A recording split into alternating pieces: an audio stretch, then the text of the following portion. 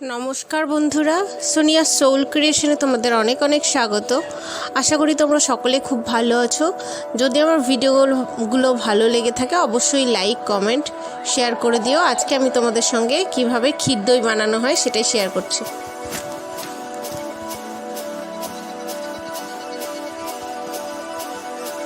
তো দেখো বন্ধুরা, 1 কেজি দুধকে আমি জাল দিয়ে 500 বানিয়ে ফেলেছি, কিন্তু এটাকে একটু ক্ষীরের মতো করতে হবে। এটা আমি দুপুরবেলায় করেছিলাম, তো এখন আবার চলে এসেছি করার জন্য। সারাদিনের সময় পাবো, তো চলো করতে থাকি। যেহেতু আমরা ক্ষীর দই করবো বলেছি, তাই দুধটা আরেকটু ঘন করতে হবে। দুধটা আরেকটু ঘন করে নেব। আমার দুধের থিকনেসটা কতটা রেখেছি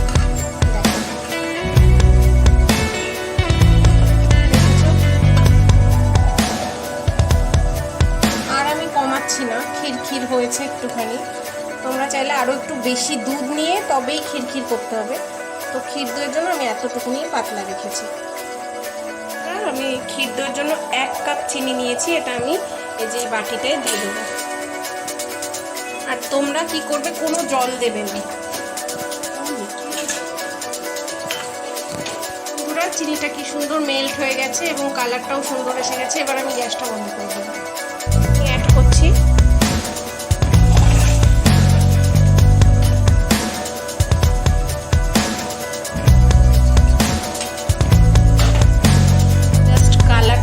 সুন্দর এসেছে, অসম। তো এর জন্য যে ঘোলটা হয়েছে, কালারটা কত সুন্দর এসেছে। ঠান্ডা হওয়ার জন্য রেখে দেবো। আর এদিকে আমি দইটাকে গুলে নেবো, টক দইটাকে। এখানে তো বন্ধুরা, টক দইটাকে আমি একটু ফেটে নেব। টক দইটাকে ভালো করে গুলে নিচ্ছি।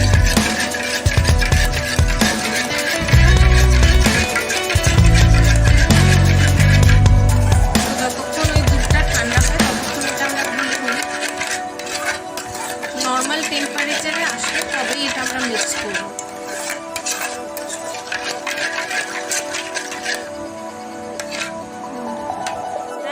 আমি একটা মাটির হাঁড়ি নিয়ে এসেছি। এবার এটার নিচে টক দই মাখাতে হবে।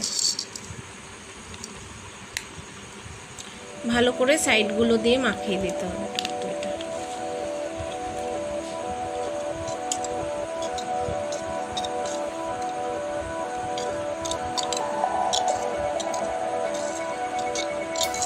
এই প্রথম দই বানাচ্ছি, ভালো লাগছে, একটু মজা মজা লাগছে।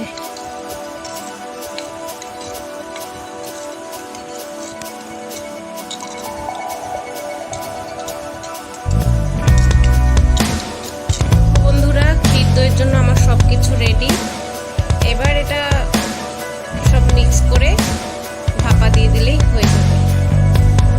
আমার তো অপেক্ষা হচ্ছে না একটু, কিন্তু দুধটা ঠান্ডা হতে হবে, তারপরে দুধটা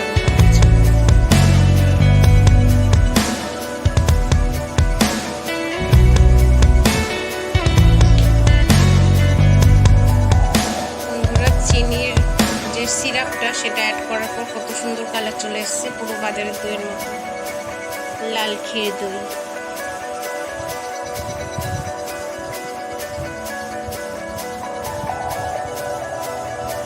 এবার নর্মাল টেম্পারেচারে চলে এসেছে। তো এবার আমরা হচ্ছে যে টক দইটা যেটা গুলিয়ে রেখেছিলাম সেটা অ্যাড করব। দইটা আমরা অ্যাড করছি।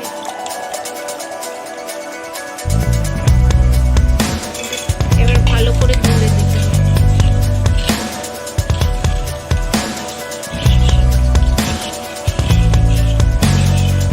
দেখো, টক দইটা ভালো করে গুলে দিয়েছি আমরা। এটার মধ্যে এবার আমি দুধটাকে ঢালবো।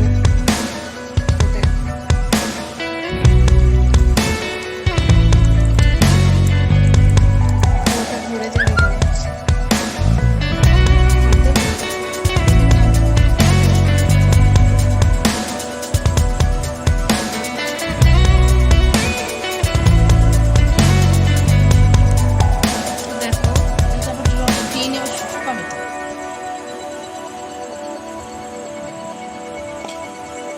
টলটলে করে দিলে নিয়ে যাবো কি করে। দইয়ের কালার জাস্ট বাজারের দইয়ের মতোই কালার আসছে। এরপরে দেখতে থাকো ভিডিওটা। ভালো লাগলে অবশ্যই লাইক করো, কমেন্ট করো। গামলাটার মধ্যে আমরা দইটাকে ভাপা বসাবো। তো এইখানটা আমি লবণ দিয়ে দেবো, তারপরে দইয়ের হাঁড়িটা বসিয়ে দেবো, তারপরে ঢাকা দিয়ে 30 মিনিটের জন্য জাল দেবো। লবণটাকে আমি ছড়িয়ে দিয়েছি, এবার হাঁড়িটা বসিয়ে দেবো। দেখো ঠিক মাঝখানটাতে বসিয়ে দিচ্ছি হাঁড়িটাকে। তো দেখো আমার রেডি। এবার এটা নিয়ে আমি উনানে বসিয়ে দেবো। এবার 30 মিনিটের জন্য আমি এটাকে ঢাকা দিয়ে তারপরে রেখে দেবো।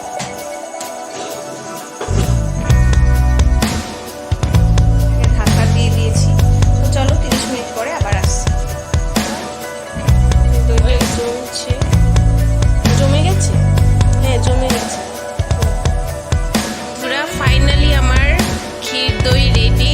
দেখো কত সুন্দর হয়েছে, খেতে কেমন হয়েছে তো খেলেই বোঝা যাবে। আর যদি ভালো লাগে ভিডিওটা অবশ্যই লাইক কমেন্ট করে দিও।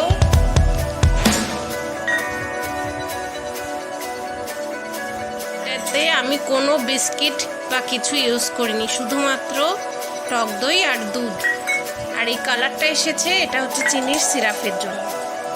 তো এটা কেটে তোমাদেরকে দেখাচ্ছি, কি সুন্দর জমেছে দেখো।